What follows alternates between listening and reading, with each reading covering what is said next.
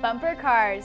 Slick Utah roads are making life hard for drivers, but body shops can't complain. Help for the homeless. Provo police are trying something new to help those who panhandle on street corners. And Brazil Blaze, a nightclub fire ends with more than 200 dead and the owner under arrest. I'm Karen Sullivan. And I'm Kristen Firmage. It's Monday, January 28th, and in Utah, it's 12 o'clock. From KBYU and the BYU Department of Communications.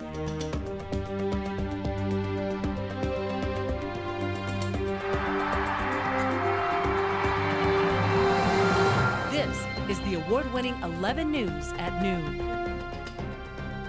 Emergency crews rescued a man trapped underneath a tracks train this morning. The train hit a man on the street crossing in Salt Lake. He remains in serious condition, but is alert and talking. A UTA spokesperson confirmed that the icy roads weren't a factor, but the man appears to have slipped. All tracks trains are up and running again, but UTA says to expect delays. The 60th session of the Utah legislature kicked off today. While some legislators are calling for increased funding for schools, others are cautious about spending any money. The economy, health care, immigration, transportation, and gun laws will likely all be top priorities. The Republicans retain the majority in both the state House and Senate after November's election. Utah is now providing information to a federal database in an attempt to curb gun violence. The report provides information on people courts have deemed mentally incompetent to own firearms. It's similar to the process for becoming a police officer, including background checks, firearm training, and a psychological evaluation. The state had collected all this data all along, and now they're sharing it with the federal government. Thick snowfall and icy conditions are causing several delays at the Salt Lake International Airport. Many passengers are still waiting to board as airport officials continue to plow the runways. The National Weather Service says more snowfall is expected tonight, and airport officials say flight cancellations are still possible. A semi-truck jackknifed in snowy conditions, leading to a shutdown of northbound I-15 at 123rd South. Officers say the truck was going too fast and started to skid. When it finally came to a stop, the disabled truck blocked all traffic lanes. The driver is fine, but another car skidded into the trailer, and that driver went to the hospital with neck and chest pain. Accidents big and small mean that there's no shortage of work for local body shops. 11 News reporter John Hansen shows us that there can be a positive side to the storms. No one wants a snow-related car accident, but it is actually helping the economy. All the cars you've seen behind a tow truck are putting food on the table for someone else's family. Many motorists shudder at the thought of driving in a winter storm, so when snow and freezing rain begins to fall, it only makes matters worse. You got a lot of road there that can be iced over like this one had happened yesterday, and it causes a lot of problems. There were nearly 400 accidents last Thursday, almost 2,000 so far this year. As bad as winter storms are, their aftermath supports a lot of jobs locally. Everything from tow trucks to snow plows to parts for cars wrecked in the snow. All the parts we're buying are from, they may not be manufactured locally, but they are purchased from local companies. In addition, all the processes like delivering parts, things like that, all the way down to the body shop where it helps our guys tremendously. Local car shops, dealerships, and parts vendors get calls almost as soon as the storms hit. Shops like Cascade Auto are now backed up for several months because of the accidents that come when bad weather hits. A lot of shops do rely on the heavy winters to carry them through the summer, because if you can build up, a month or plus backlog of work, that can really take you into your slow season. Just in the last few days, more than 35 drivers in Cascade have taken their damaged cars in to put their names on what is quickly becoming a very long waiting list. Police remind drivers to pay attention to the road, and when conditions get bad, slow down and wear a seatbelt. Kristen? The Church of Jesus Christ of Latter-day Saints released the blueprints for a new temple in Provo. The 800-page plan outlines 4 floors, 2 above ground and 2 below. The LDS Church will go to great lengths to keep the historic nature of the old Provo Tabernacle, while including all of the typical rooms found in other LDS temples. The temple is expected to open in 2015. Whether you're getting off the highway or onto a busy intersection, panhandlers might be part of your daily commute. 11 News reporter Roger Sanchez shows us what Provo police are doing to address the problem. It's a common sight in downtown Provo. Panhandlers often stand on busy intersections. The Provo Police Department recently launched a new campaign to deal with panhandling and homelessness. They put up signs encouraging the community to do something a little different. Provo Police Department has asked people not to donate to them, but rather donate to local charities here in Provo, because a simple change could go a long way. A few dollars out of your pocket to organizations instead of the panhandler is something charity officials say is a better way to give back to the community.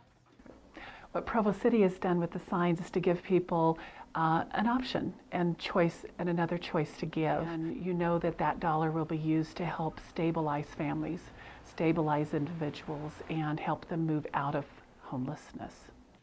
Community action officials say they use most of the money to buy canned goods like soup and peanut butter and to keep the facilities running.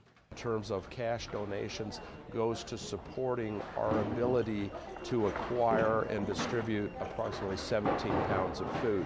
The food banks say even a small donation can make a big difference.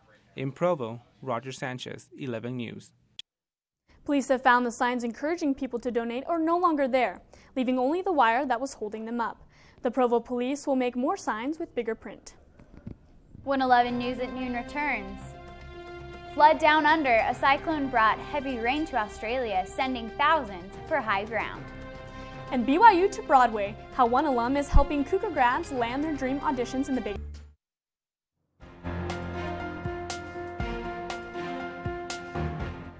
North Korea plans to launch more rockets, a fire in Brazil leaves hundreds dead, and a tropical cyclone in Australia turns the power off. Here's your look at news from around the world. North Korea launched their first satellite into orbit last month, and they now say they'll launch more, which could put the United States at risk. The UN Security Council imposed tougher sanctions, prompting North Korea to threaten South Korea. South Koreans come here to get a glimpse of their northern neighbor. There still isn't a timeline for the next launch. A deadly fire swept through a nightclub in Brazil early Sunday morning, killing more than 230 people. Many died from smoke inhalation as they ran from the club's one functioning exit. Police say a band's small pyrotechnics are to blame for the fire. Police arrested 3 people, including the club's owner. Funerals for the dead are already underway. And a tropical cyclone, Oswald, brought flooding to the Australian state of Queensland, leaving at least 3 people dead and several injured. The floods left several roads closed and 6,000 homes without power. State Premier Campbell Newman said officials are evacuating more than 100 people from hospitals. Experts expect the storms to peak late Tuesday or early Wednesday. And that's your look at news from around the world. Karen? The path to Broadway stardom can be a difficult journey, but with tips and tricks, BYU graduates can get one step closer to the dream audition. 11 News reporter Haley Shockless shows us how one man is making that journey a little easier. Leslie Hobson is a vocal powerhouse. She graduated from BYU's Music Dance Theater program last April, and since then, she's landed auditions in the Big Apple. How did she do it? He's known as the audition guru.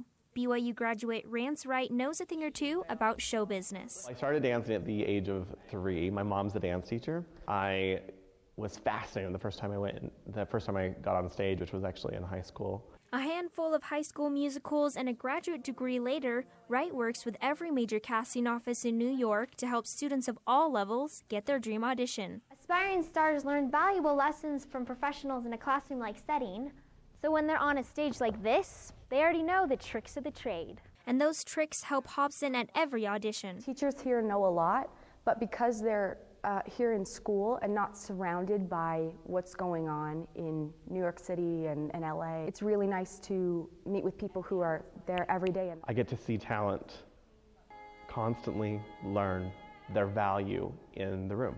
It's like recovery for the artist. And for aspiring stars like Hobson, they hope their next audition will end on a high note. On the BYU campus, Haley Shockless, 11 News. Wright says talent isn't the only thing students need to have star quality. He recommends workshops and seminars to learn more about the entertainment industry and how it works.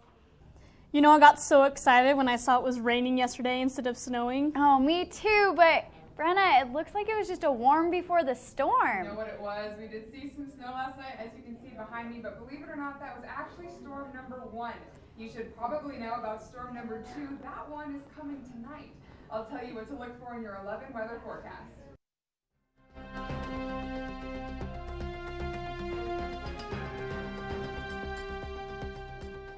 Well, there's snow on the ground outside, and believe it or not, there's actually more to come. In January, we're actually under our average weather, our average snowfall for the month, so there is actually more on its way. January is also the coldest month of the year, so hopefully we'll wrap out with some pretty good temperatures, but not before some snow hits us for the next few days. This is Provo Canyon. Take a look at this. This was taken this morning, and you can see the clouds from this morning's storm and then all the snow that's flooded into that valley. The clouds should burn off by the rest of the day, but it's not going to help because later on tonight there'll be actually even more snow. Outside, though, in the valley, it's sunny and 25 degrees. The wind is about 10 miles per hour, and it should stay sunny for the rest of the day. But of course, this evening is when the snow's going to hit. The sun's going to set, the temperatures are going to drop, and by 11 o'clock we should see 1 to 2 inches of snow in Provo and maybe even 2 to 5 in the northern part of the Wasatch Front. That's storm number 2 that should come in for the rest of this week. So looking at the satellite map, I'll show you what happened. This is what happened last night. All of this precipitation came right in here and gave us that 2 to 3 inches that we got last night. But take a look up here. This is all tropical warmth that's going to come on down here and cool with Utah's temperatures, and will drop right down on us for tonight for another 1 to 2 inches or 2 to 5. And that's what's going to happen with storm number 2. Looking at the highs around the state, from Nephi to Logan, we're actually in a winter weather advisory right now. In other parts of the state, it's a little bit worse, but at least from Nephi to Logan, it's a weather advisory, so be aware of that. Temperatures are low for the average. We're usually a little higher than this for this time of year. But take a look, even in southern Utah, this is where the storm went this morning. The one that hit us yesterday went all the way down here, and they're getting that cold front and a little bit of rain maybe even towards the end of tonight. So in northern Utah today, we're going to see that sun throughout the day, and then the snow's going to hit tonight, a couple of inches on Tuesday, maybe even a couple of inches on Wednesday if it doesn't burn off enough. And then the rest of the week, we'll see some clouds, but hopefully no more precipitation for the rest of the week. We'll get to enjoy some of that sunshine a little bit. Southern Utah, like I said, Monday and Tuesday, they're getting that cold front come in, and then for the rest of the week, it should warm up into even the upper 50s, which should be so nice. And if you see these beautiful suns here on the end, the best part about this weather is that the storms have cleared out all of the inversion in the air, and we are for the first time at a green air quality for these beautiful suns to show in southern Utah, and hopefully it'll catch us in northern Utah, and we'll see some more sun and less cloud cover and inversion. You know, if you get rid of the inversion, I'll take the cold. I agree. Well, it seems like the weather's warming up just a little, and hopefully so are the Cougars. Yeah. Danny, tell us, how are they doing in Portland? Kristen, you are crazy if you think this is warming up. It is not warm until it is 80 degrees and sunny, but luckily for the sports, it is heating up a little bit. Coming up on sports, Pilots grounded. The Cougs rebounded from a tough loss with a huge win in Portland. And Ziggy reigned supreme. The best of the best in college football seniors went head-to-head in the Senior Bowl. And former BYU standout Ezekiel Ansah improved his draft stock with a killer game. Sports is next. Stick around.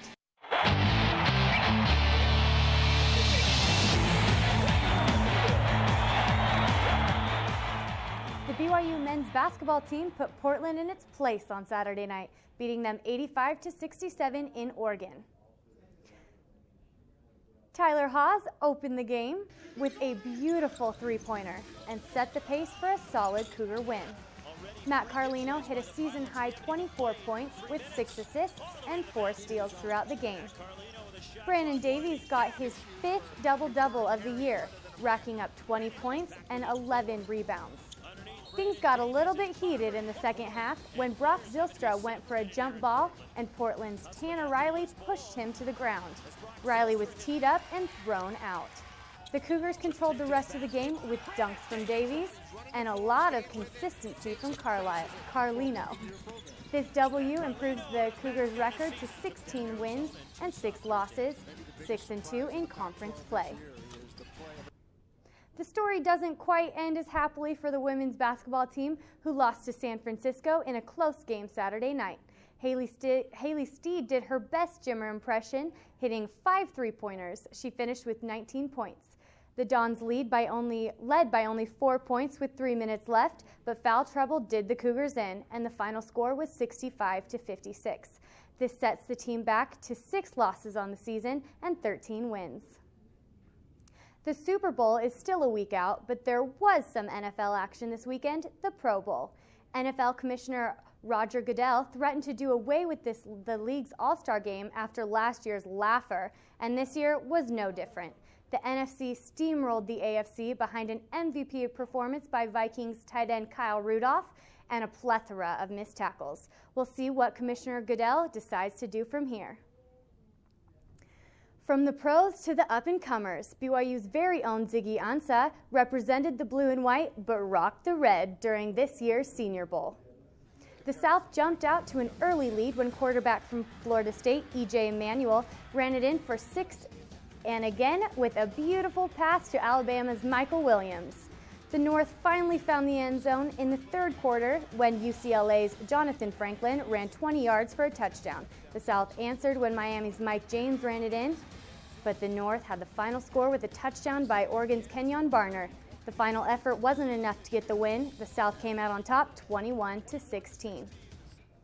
Ziggy Ansah continued to up his NFL stock, recording 1.5 sacks, 7 tackles, a forced fumble, a pass breakup, and the South team's winning the South team's defensive MVP award.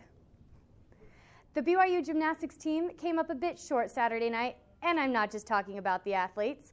Boise State walked away from the Smith Fieldhouse with less than a half a point win over our Cougars. There were 9.8s all over the place thanks to Megan Bain, Mackenzie Johnson, Elaine Kolchek, and Raquel Willman. They're all rip-roaring and ready for redemption as they rematch in Boise this week. Well, Danny, I went to that gymnastics meet on Saturday, and it was so sad when they didn't quite make half it. Half a point. Let's hope they do better. Because they're all so good. So it's so frustrating when you lose by half of a point. Definitely. Hopefully when they go to Boise, it'll be a different story. Still to come at 11 News at noon, ticks or flicks. You might get something other than a speeding citation if you get pulled over in Sandy. We'll explain when we come back. Don't be surprised if the Sandy City Police pull you over for good driving. 11 News reporter Allie Monson shows us what they might give you instead of a citation. Police know getting pulled over puts a real damper on motorists' day. But officers in Sandy say that starting next month, they hope to give people a reason to want to see red and blue flashing lights in their mirrors. The Sandy Police Department has decided to reward drivers who follow traffic laws. If our officers do see a driver that's doing a good job of driving, I guess is the best way it can be said, they'll stop them, just like they were being cited for not driving correctly, and give them a show ticket. Jordan Commons is providing the movie passes. Officers say they do realize that while some people may appreciate the movie tickets, they could still be upset that they got stopped and possibly made late to their destinations. For that reason, officers are treating this February as a pilot program to kind of see how people react. But if all goes well, they could start doing this twice a year. The Chamber of Commerce came up with the idea, and the police signed on right away. What everyone really wants is to reward good driving. We hope you do drive safely. We hope that we can give several tickets away and you can enjoy the theater here in Sandy, but also that the safe driving portion of this program is to say, you know, be safe. In Sandy, Allie Monson, 11 News. Guys, this program is going to start in February. It's just a trial run right now. Well, you know, I wouldn't mind having some free movie tickets if I got pulled over. Oh my gosh. That's 11 News at noon for Monday, January 28th. You can join us anytime on our website, 11news.byu.edu. Thanks for watching. Have a great afternoon.